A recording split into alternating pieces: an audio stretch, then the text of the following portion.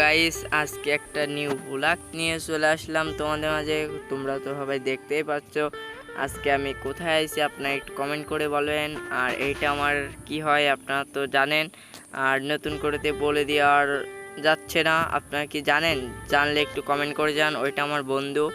আর আমরা আইছিলাম আজকে একটা পার্কে, আমাদের বাড়ির সাইডে আর কি একটা পার্ক ছিল। আমাদের বাড়ির সাইডে বলতে বলা ভুল, আমাদের আর কি আমাদের আমাদের জেলার ভিতরে আর কি, আমাদের জেলার আর কি ভিতরে পার্কটা।